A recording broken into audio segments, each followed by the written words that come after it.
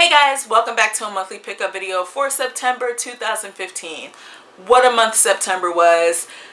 Totally crazy month. Like honestly, I was sick 2 weeks in September. 2 weeks straight I was sick. And I rarely get sick. But when I get sick, I get sick. So I was sick 2 weeks in September and work has just been hella busy.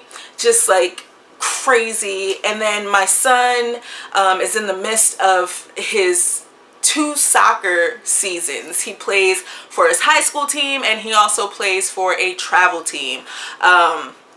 So it has been a crazy month. I want to say like 4 nights out of the week I am sitting and watching high school boys play soccer at soccer games, and it's weird. But yeah, I've just been all over the place in September, and hopefully things start getting back to normal this month, October. But we're here for a monthly pickup video, so I'm going to share with you guys everything that I got. Lots of stuff here, bunch of accessories and amiibo, and some console and handheld games. So let's get started. I'll start off with the accessories, and quite honestly I don't really even think this is an accessory. It's just totally random. It's the Link plush pillow. And it's not even really that plush, and I really don't even consider it a pillow, but it is video game related, and I thought I'd share it with you guys. There's also a Mario, an 8-bit Mario plush as well. That's available at Toys R Us. That's where I got it from. Looks cool. Keep it here on the chair in the game room, so you know, pick this up. And I also got, earlier this week, finally got my hands on a 20th anniversary DualShock 4 for the PlayStation 4. This thing is hella sweet. Like honestly, I was so excited for this. It's funny because when they announced the 20th anniversary PlayStation 4 console, I was like, oh, that looks cool, but the thing that I really want is the controller, and I hope they sell the controller separately. And they ended up selling it separately. So I picked this up from Best Buy. The only thing I don't like about these controllers nowadays is the fact that it doesn't come with a charging cable. And I just think that's ridiculous. Like honestly, these controllers are 65 bucks, which is crazy when you think about it. That's a lot of money to throw down for a controller. And the fact that it doesn't even come with the cable to charge it, or at least I don't think it does, that's crazy. Moving on to Amiibo, everybody's favorite little Nintendo figures. I do have a few Amiibo to share with you guys. It's crazy because I'm not one of those Amiibo collectors that tries to get my hands on everything that I possibly can. Just not like that. Even though it's easier, it's a lot easier to do that nowadays. But it just so happens that this past wave, Wave 5, all of the Amiibo that were released, I really wanted. And I ended up getting all of them except for one. And I'll explain that in a bit. But let me share with you guys the ones that I got. I did pick up Bowser Jr., which is super cute. I mean, so nice. This is a Toys R Us exclusive. And I was kind of worried about this because I no longer have Toys R Us. That's a Toys R Us store that is close to me. There used to be 3, but they all shut down. So I had to drive out a bit to get it. And they had plenty of them there, so yay, Bowser Jr. Dr. Mario. I actually pre-ordered him on Target.com, and he came relatively quick, so that's a good thing. I also got Ganondorf and Zero Suit Samus, and one of my favorite, this is the classic color 8-bit Mario, which is pretty awesome, and he's kind of hefty, which is cool. And I also got, I'm sure like most of you guys out there, if I can keep all these Amiibo in my lap without them falling, I also got the retro pack that was exclusive to Target, to GameStop. Picked this up, and they look great. This whole wave, this past wave, the Amiibos, just the quality is better. They're more detailed. They look awesome. It's pretty hard not to pick up the ones that I really want. Now I did pre-order Olimar from Walmart. I actually didn't even pre-order him. I ordered him off of Walmart.com the day that all of these Amiibos hit, and Walmart didn't pull through for me because like a week later my order was still processing, which is some bullshit. So I canceled it, and now I'm on the hunt for Olimar. So I'll eventually find him because, like I said, amiibo aren't hard to get your hands on anymore. But, you know, if I see him out in the wild, I'll definitely pick him up. Moving on to the video games. I guess I'll start with the console titles first. First up, it came out September 1st, and everyone's been loving it. It's Metal Gear Solid 5 Phantom Pain. This is the Day 1 edition, and it's really nothing special, being the Day 1 edition and all. But yeah, surprisingly, I haven't spent a lot of time with Phantom Pain. Shocker, right? Everyone seems to love the game. And don't get me wrong, I agree with them. From what I've played, really enjoyed it. I don't think I was in the mood to play Phantom Pain. I didn't kind of want to force myself. I love the Metal Gear Solid series, I really do. But I think I love the more traditional, like, linear Metal Gear Solid games, being, you know, 1 through 4. This game, 5, is more or less structured like Metal Gear Solid Portable Ops, which isn't bad at all. It's something that I just have to get used to. And being the fact that I've liked this series for so long, kind of want to go in being stealthy and doing everything the right way. And I had some issues with that at first. Once I got over that, you know, I felt that the game got better and I was able to be a little bit more creative. I've put like about 4 hours into the game and I really like it. Definitely am gonna beat this game before the end of the year, and I'm pretty sure it'll be on my top, you know, 10 or whatever it is for 2015. But I've heard a lot of crazy stories that people have done in this game, them just being creative. It's like the ultimate sandbox game, which is awesome. For the PlayStation 4, I also picked up Tearaway Unfolded. No one's really talking about this game, and that is not surprising considering the fact that this is basically an enhanced version of the PlayStation Vita version. And since no one really even has a PlayStation Vita or cares about it, besides me and a few other people out there that love handheld gaming, they don't know anything about Tearaway. Tearaway is a fantastic game. It's one of my favorite games on the PlayStation Vita, and I wanted to support Media Molecule. I think they make great games, and I actually enjoy Tearaway more than the Little Big Planet games. And I like the Little Big Planet games, but I feel like Tearaway is a lot better.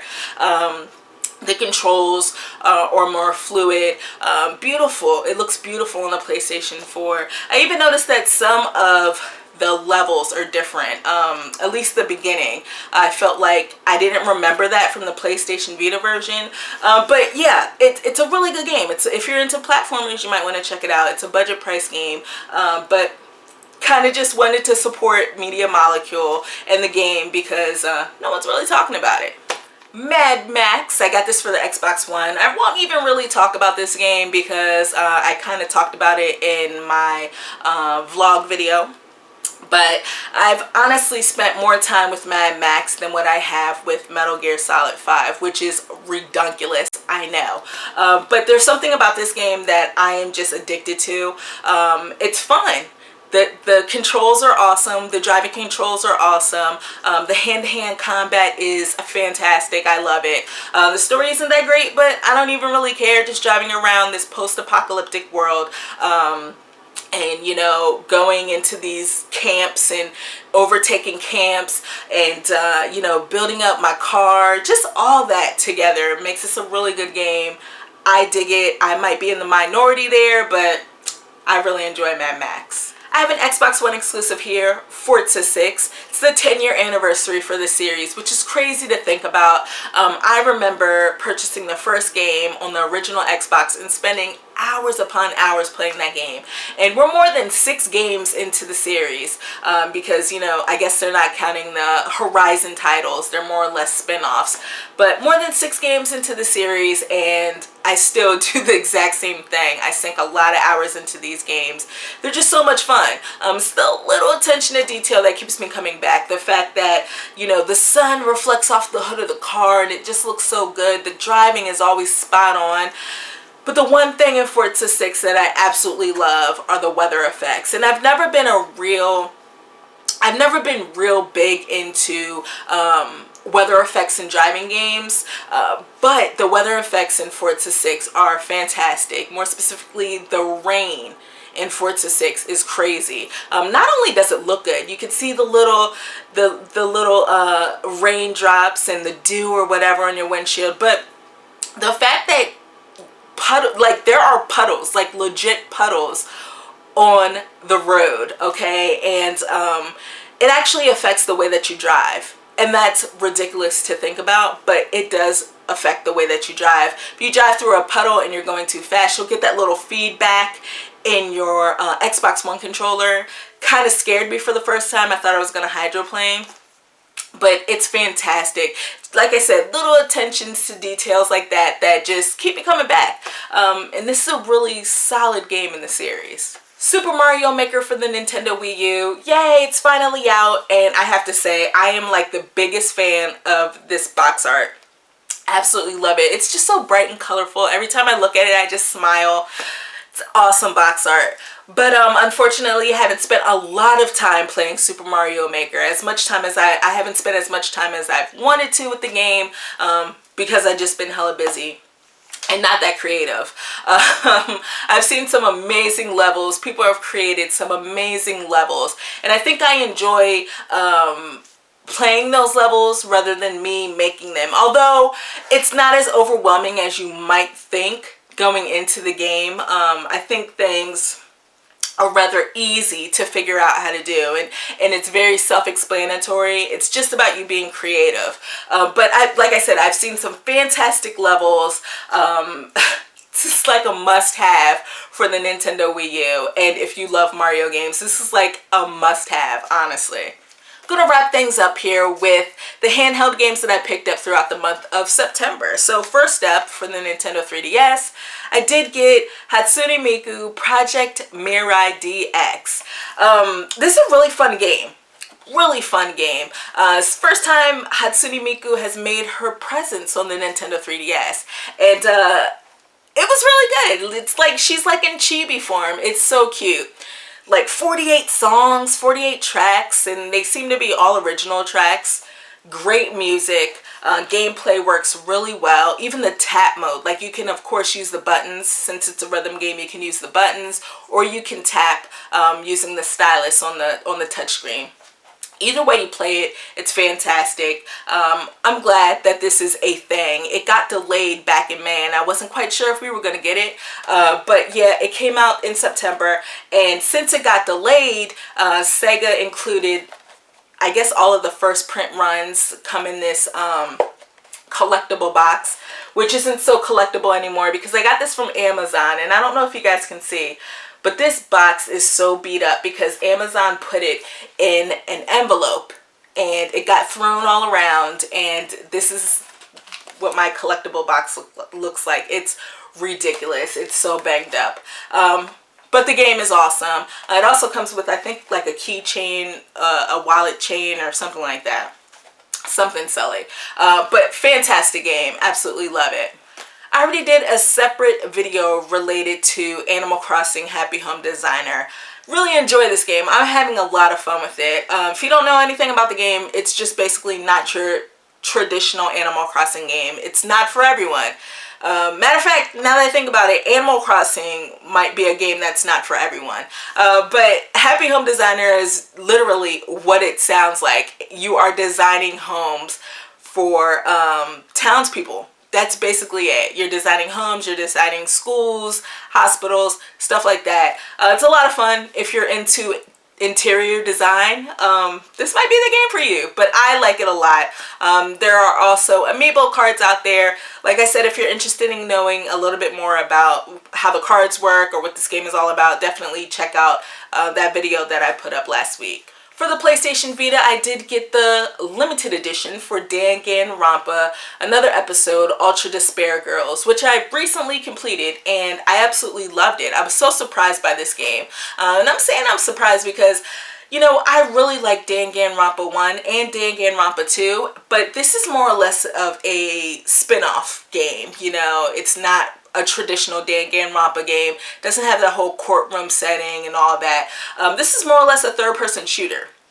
And going into, or you know, the previews and stuff, I was just like, how are they gonna make this work? You know, I was really unsure about the game, but the narrative was great. The gameplay was really fun. It's like over the shoulder shooting, lots of fun. Great story, just really good game in general. Really like this game, one of my favorite games of this year. Last but not least, we have Persona 4 Dancing All Night for the PlayStation Vita. This is the launch edition. It comes in this strange size box that isn't going to fit on my shelf with all the other Vita games, but that's okay. I actually really like this game. This is the second rhythm game that I got this month. This one is really good as well compared to Hatsune Miku. And I also hear that she's DLC in the game, which is fantastic. I'm gonna have my Miku and my Persona. That's crazy. But yeah, this is a rhythm game. You're basically playing out Persona songs or Persona 4 songs, and that's ridiculous to think about. Absolutely love Persona 4, one of my favorite RPGs, and the music is fantastic. This has a story mode, which I did not know. So that's pretty cool. I'm currently playing through the story mode in this game. One complaint that I do have about the game is that so much is going on the screen, on the Vita screen. Sometimes it's hard to keep track of where notes are coming from, and I think I've gotten a little bit better with it. But gosh, I mean, it's just so bright and colorful, and things are pulsating, and sometimes I get lost in the sauce. Like, I do not know where a note is coming from, and I'll miss a note, and that's a little frustrating, but you know, I just keep retrying, you know, until I get it right. But love this game, man. You know, it's just so weird. It's like the weirdest thing ever, but I love it, and I will be purchasing whatever DLC comes out for it, because I'm all into these Persona songs. I'm gonna go and enjoy the rest of my pumpkin spice latte because it's that time of year, and it's nasty and raining outside. We were supposed to get that Hurricane Joaquin, but thankfully he turned directions and he's not coming anywhere near Maryland, which is fantastic. But we're just getting a whole lot of rain, which sucks. But it's the perfect day to stay in and play some games and enjoy my pumpkin spice latte. That was a lot to get through, guys. Oh my gosh, lots of stuff to share in September. I want to thank all you guys for watching. Please let me know what games you guys purchased in September, what you guys are currently playing, or if you played any of the games that I shared with you, let me know what you think about it. Like I said, I want to thank all of you guys for watching this video, and I'll check you next time.